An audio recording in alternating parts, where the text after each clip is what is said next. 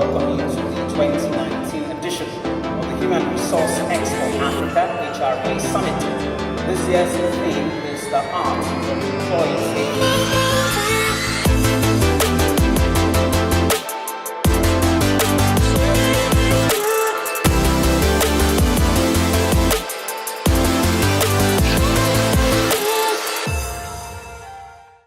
For a few people who have been places where I've spoken, I don't use slides so that we can move away our attention and focus from the slides to the conversations we're having. So I'm saying that we're having conversations. I have not come with a bag of tricks to tell you what to do around employee experience. They're probably not new things that you've not heard before, but we might be able to place them within new contexts. Old things, new context, and please, I'll be happy to learn from you as well. Okay, it's sort of background. I'm sort of nomadic with my career. I'm on my 10th job right now, and I always say, if anybody knows anybody at Chevron, my CV is with me in the car for the next job. I'm looking for the next employee experience, and I've not done oil and gas before, so it would be nice to end up my career at Chevron. I heard that they give them good packages at exit. So that's by way of current job. I've been in banking, I've done telco, I've done consulting, and I've done sales before, I've done marketing, and then I settled for HR. I'm not sure why I'm still in HR, but it's been fun. And I think that the men are in danger within the space of HR these days. In this entire space, I count only 4 men. We're in trouble. You ladies have taken over our profession. We started, but you've taken over. Now, how many guys are here? About 4 or 5 again. What's going on? I need to go and recruit more men into HR. They need to come and have that experience. So let me start by saying, who owns employee experience? Who owns it? In any organization, who owns employee experience? Where do you think employee experience sits or should sit? Anybody? We're having conversations. I'm not teaching. I'm not giving you anything. Who should own employee experience? Everybody? She says everybody. Management should own employee experience. So I hear everybody, I hear management. Say that again. I can't hear you. Human resources. Exactly, that's where I'm going. So we've got 3 options now. Any additional 4, and then we can take a vote. The manager, the line manager. So we've got leadership, we've got HR, line manager, and we've got, what was the last one? Everybody. So where should employee experience sit? HR, let me see your hands. Employee experience. 3 people, 4, 5. Line manager. 2, 3. Everybody. And the last one is what? Leadership. So who owns the leadership? Looks like everybody is winning. And that means nobody is winning because no one is going to take ownership. But the first thing I want to debunk as an HR person for about, how many years now? Since 1999, employee experience does not sit with HR. We need to know that quickly now. You know, there is this thing about HR loving power. We love to be called the hiring and firing department. But that's actually not what we do. The person who hires into the business is not HR. The person who fires is not HR. We need to know what our responsibilities are. And designing employee experience might be in the space of HR, but complete ownership of that end-to-end experience sits with line managers. You don't agree, or you agree? It sits with line managers. Our job, however, is to handhold line managers and leadership and everybody to make sure that they are on the right path in terms of employee experience. And where does employee experience, where does it start from? Where does it start from? From the point the individual joins the organization? Absolutely not. Before the individual joins the organization, the experience starts. So if you come into my office for the final interview for a role in HR, because if it's a role in another department that is not HR, I will not be sitting in that interview panel if it's the final interview, because the line manager who has the responsibility for the role should be doing the final interview. But if you come into my office and you're doing the final interview for a role in my team, and then on your way out you tell me that I smell nice, and I tell you that what sort of crap are you telling me, the employee experience starts from there. At that point, we call it candidate experience, right? Because the individual has not joined the organization. But the experience starts from there. 3-4 weeks ago, our head of, you can quote me to him, I mean, we are friends, head of technology and digital transformation, was supposed to see a candidate. After 45 minutes, somebody in my team came to tell me that Victor was not available. I gave him another 15 minutes. And I said, go check him if he's available now. He still wasn't available. I called the candidate into my office, and I apologized. And I told him to please go back to his office, and that the next interview will be at his instance. He will determine when next we will interview him, when it will be convenient with him. Because we were going to leave him with a bad candidate experience. That's where it starts from, before the individual joins the organization. And the ownership of the process should be line managers, but designing that process is HR. HR has a huge responsibility to play, and I'm not passing the buck to everybody or to nobody or to line managers. But don't forget that the moment the individual finishes with HR, who are they going to be reporting to on an 8 to 5 basis? The line manager. Because how do I sit at number 10? And we have 3 buildings on Kefi Street. How do I sit at number 10, but the employee is at number 16 and number 18 on an 8 to 5 daily basis, working with, what's your name? Yemi. Working with Yemi, and I am responsible for Gloria not leaving Yemi. How does that work? The one I talked about, the experience of the last 4 or 5 weeks, if that individual candidate eventually spoke with Victor after about 2 hours of waiting, and he gets an offer letter and says, I'm not joining that organization because they kept me waiting for how many hours? 2 hours. Is that the problem of HR? No. The best we can do, the best we should do, the best we must always do is that we must work with line managers to explain to them the implication of the experience they give to either candidates or to employees.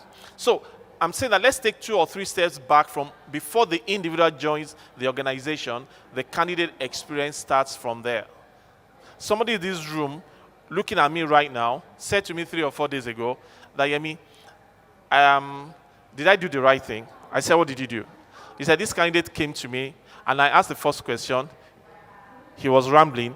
I asked the second question. It was, I just closed the interview. Was that right or wrong? Was right. Was that right? First question, the candidate wasn't getting it.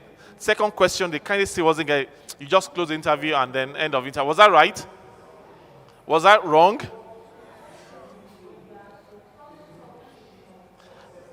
What would you have done? I would have given him feedback on the spot, and I would have said, okay, you're rambling, or you're not being concise, and for the next 50, we only have 30 minutes. I would like you to be a little bit more concise and specific. He should be able to take the feedback. Okay, so the feedback is that you're not saying go away, you're not the right candidate. You are saying that you give a chance. Because, I mean, don't we all have butterfly? HR people tend to forget that we also go for interviews. Don't we also go for interviews? Do you feel that butterfly in your tummy? Do you ramble for the first 5 minutes at times? Yes, we do.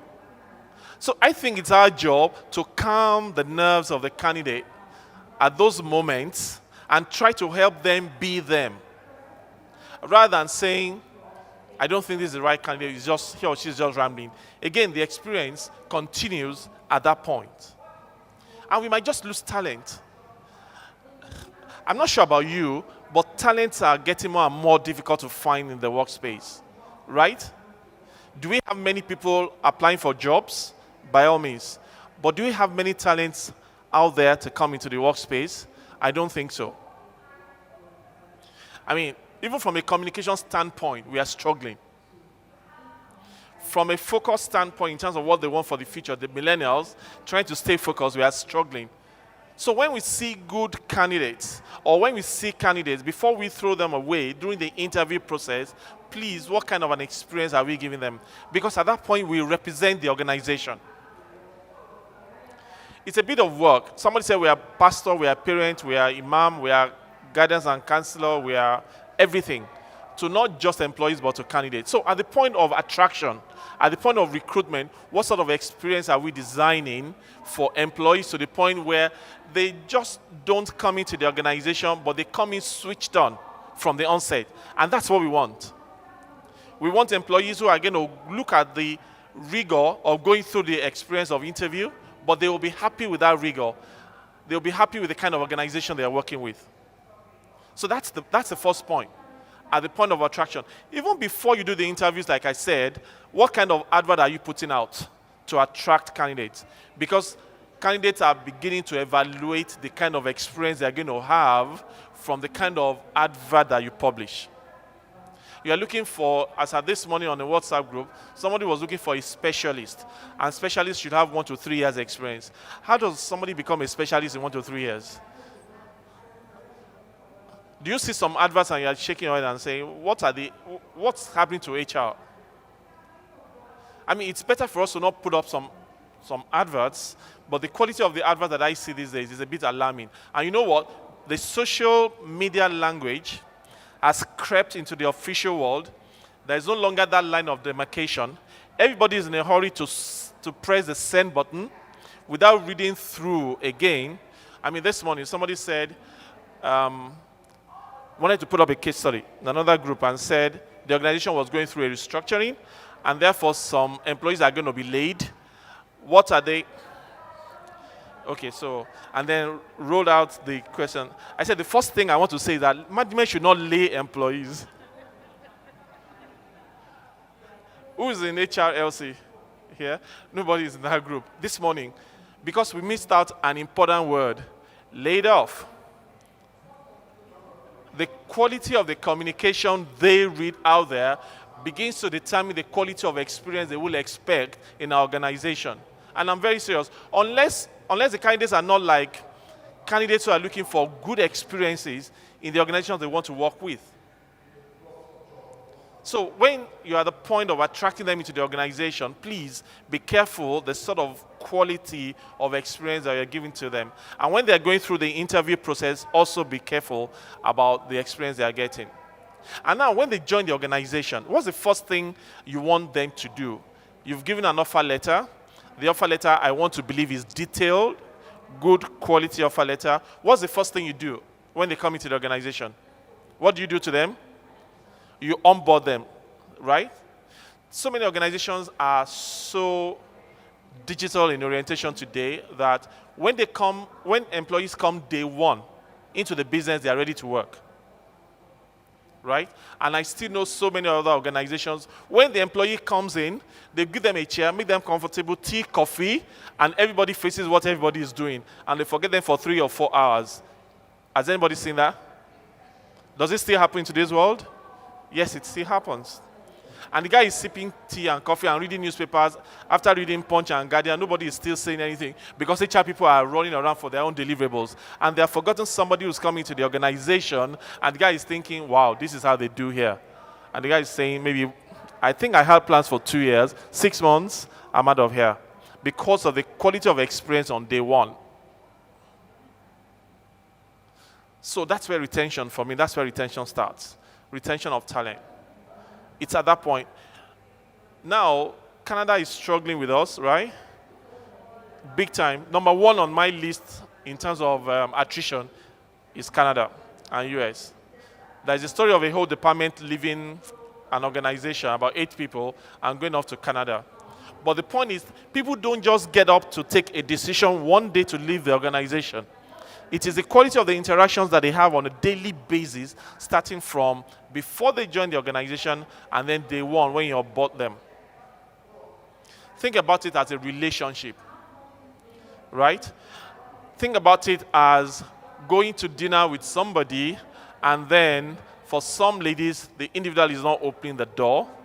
For some, the individual is rushing off into the car. You begin to have conversations with yourself about what to expect from that relationship. It's the same thing with an organization. We tend to think that we're doing people a favor, a lot, HR people. We tend to think that way. We tend to hold on to power. I mean, I can hire and fire. But it is the quality of experience that we give to employees that will determine how long they're going to stay with that organization. So at onboarding from today's Thursday. From Monday, when you get the next employee into the organization, please watch out for the quality of experience that you are designing around onboarding. And the good thing about it is that when you do it well, they'll tell other people. They'll tell one more person. If you are doing it well, they'll tell one person. But if you're not doing it well, how many people are they going to tell? About 100. About 100. That's how good products sell or bad products. If you do it very well, you get one more person. But if you do it very badly, you get about 100. What is the quality of experience that you're giving to employees around training? I'm just walking us through the employee life cycle, basically, and looking at the experience that we give to employees and the things that we can design. What is it like? I've got so many people telling me, Yemi, please, can I have your training plan for 2018? And I never send it. I don't send it out. Because the state of evolution of my organization cannot be the same as another organization, even if we are both investment bankers. It cannot be the same. Therefore, the quality of the training needed in one organization cannot be the same. But can I say that we tend to be a little lazy as HR people? We are always looking for templates. I'm having some very hard conversations today, right? After I've gone, you can abuse me, but I have the mic for now. The reality is that we love templates. How many people are in WhatsApp groups? How many times every day do you see, can I have a template for NHF? Can I have a payroll template? Some people are even asking for offer letter templates. And I'm thinking, how did they get into HR? Because we think that, if A sends to me, B sends to me, I can put it together and that's it. The evolution of our organization is not the same as other organizations. When I was in telco, there was a time we were looking at our policies. We were trying to review after I joined that organization, and we saw the name of another organization in several places in our policy. What is that called? Copy and paste. And then that is what you put on your intranet as your policies, or that is what you give to your employees as the handbook when they join. And then when they read, they are reading about, let me use names so that you won't know who I'm talking about. They're talking about Bank A, and then they see Bank B. In this bank, this is what we do. And you're thinking, what is the quality of individuals working in HR? Does it erode from the confidence the individual will have in the organization? Yes. So we're talking about training. Do we sit down with line managers? In all we're saying that the primary responsibility is with line managers, but HR has a role to play in hand-holding them to ensure that the individual employees get the best out of the organization. So do we sit with them and say, where do you think are the gaps in terms of training for your people? And therefore, for the first quarter or second quarter or third quarter, what are you going to do? And for the individuals in the organization as well, in those departments, do we sit with them and have those quality conversations with them? All they see is that you send something to them and you tell them 2 weeks from now, you are going to Yemi Faseun and Co. to go and do a training. And the guy looks at them and says, but this is not in my training plan. Do we link performance management back to training so that the individual realizes that you identified my gap in 2018, and in 2019, what you are doing is what? Trying to fill those gaps. I have never seen HR as isolated pillars of people management. there's a connection between everything that we do in human resources. The outcome of performance management for the employee should be that I'll get good reward, I may be promoted, I may go into projects so that I can be developed, or there will be training gaps identified so that I can fill those gaps. But when training is arbitrary or rule of the thumb, because we're not just doing what we need to do to give the employee some level of good experience, then it becomes, we just do it for the sake of doing it. But if you come to me and say, I mean, you need communication skills experience, because every time I want to say auntie, I say auntie, then I know that you're talking to me specifically, right? Because that was picked up in my performance appraisal. Or it could be technical skills. I'm in investment banking, I'm in debt solutions, and I don't know how to model. And therefore you say to me, quarter one, you're going to do modeling. And then I know that you're speaking to me and that my experience in this organization matters. Not everybody go for communication skills. And I'm thinking, that is not what I want. There's a controversial one around reward. It's so controversial, and I said I must say, what do you offer employees when they come into the organization? What is the role of HR in giving the employee some good experience and feel good factor at the point of coming in? Do we just slam them with any reward or remuneration, or do we talk to them specifically and carry them along? The reason so many people in today's world do not want to share their current salaries with prospective employees or employers is that this is being used against them. So I have a salary for a role, and it is going to be 10 million naira, and you ask me how much I'm earning right now, and I tell you it's 5 million naira, and what do? If I give you 7 or 8, you should be happy now. And you think you are making some savings for the organization. The individual is happy for 2 weeks when he or she gets into the organization, right? And then when he or she finds out that Taye is doing the same job, came in about 6 months before him or her, and then the salary is 12 million. If you are in that space, what will you do? Will you be happy? There is some element of engagement that flies away from the individual. Commitment reduces, loyalty to the organization zero, and that person is looking for the next job. However, from a reward perspective, I also do know that if you have a salary range rather than a salary for one role, then what the individual is earning right now can play a factor in how much you pay the individual. So there are two scenarios, and this is an ongoing conversation. Two scenarios: I am Bank Zenith, and I pay my managers 10 million. All managers, HR manager, operations manager, compliance, everybody on that grade earns 10 million. So if anybody is coming to my bank, whatever you are earning, you are going to come earn 10 million, right? But there's another bank, FBN Quest Merchant Bank. If you're coming as a manager, there's a salary range. And I'm just giving you an example. Don't go and say this is my salary range. There's a salary range of about 8 to 15 million, right? So I need to have an idea of how much I'm going to give you if you come into my organization. So I'm asking you, how much do you earn right now? How much do you want to earn? And you say to me, you're earning 4 million. Believe me, you are not going to earn less than 8 million, which is the minimum of the salary range for a manager grade. And if you come into the organization, therefore, maybe Sunday you go give a testimony in church, and then on Monday you come and say, oh, it's 8 million naira now.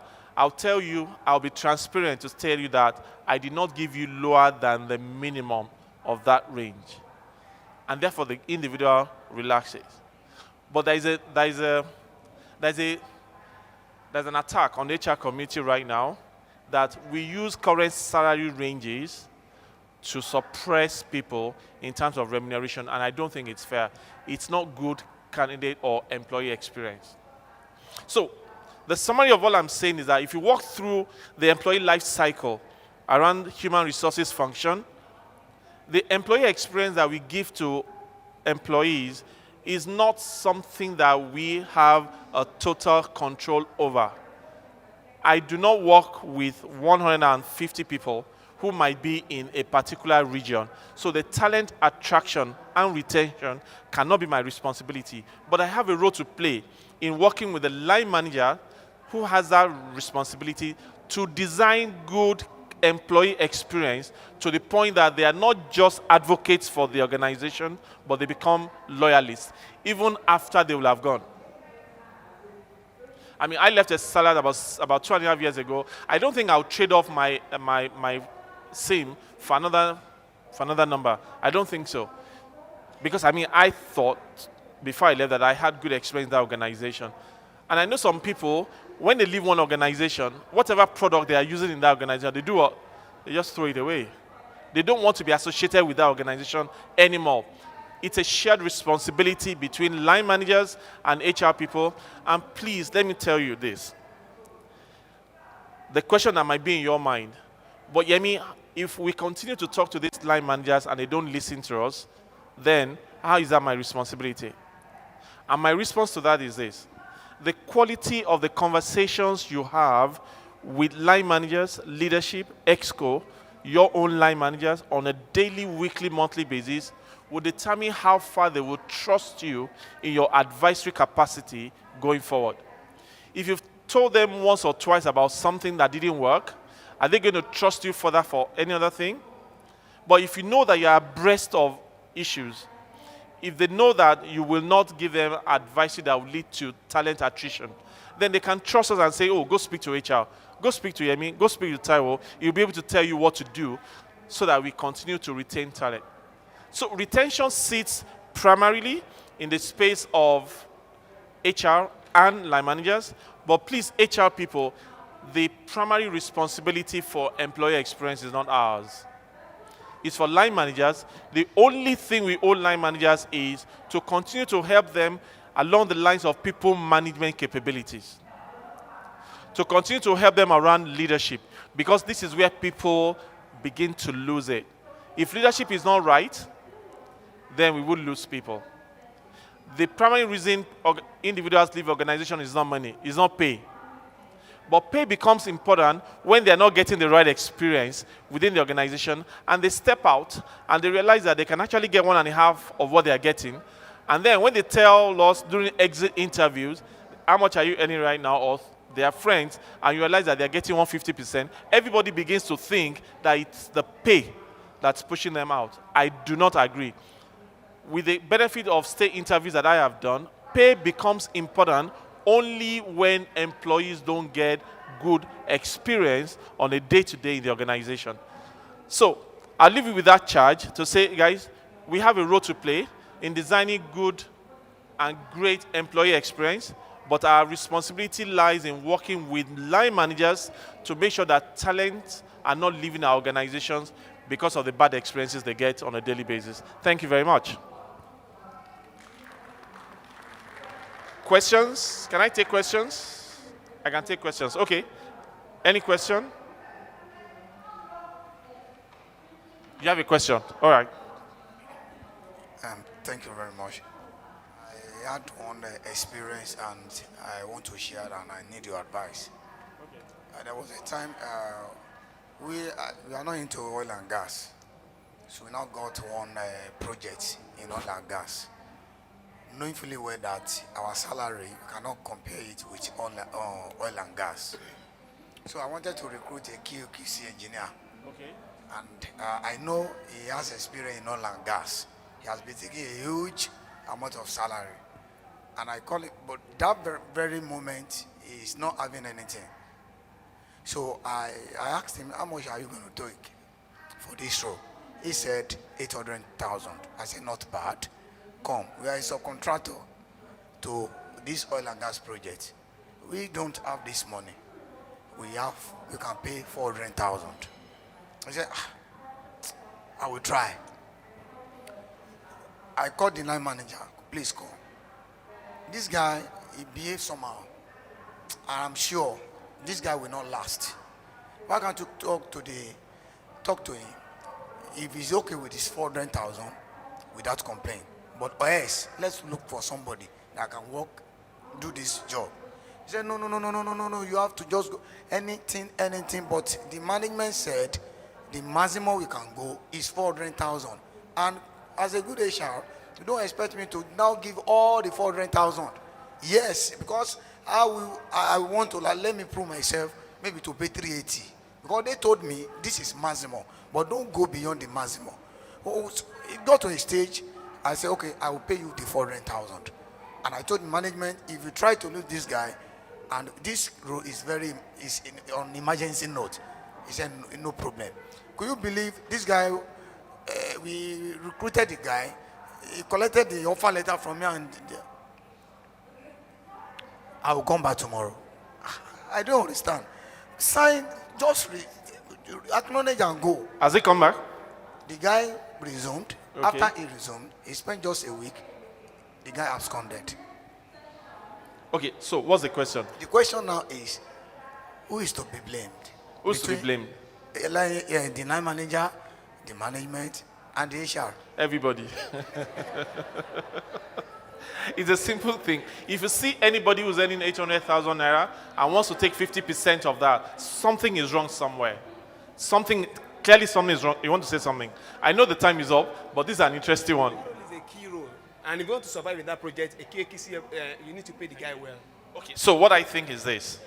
I think that the job evaluation, which is what we don't do a bit in this market, something must have been wrong with the job evaluation of the role. And job evaluation leads to what we pay for the role, right? So what you need to do, if you have not, is to reevaluate that job. If you're not getting individuals who are going to take 400,000 naira as the max for the role, that means you're not attracting the right sort of people from the market, and therefore the job, you're probably looking at the mirror in terms of what you can pay. What you need to do is to look out of the window and see what the market is paying, and therefore relate what you are paying with the market. Okay? All right, thanks. Any other? Okay, thank you. Thanks very much. Again, I apologize that I came very late, but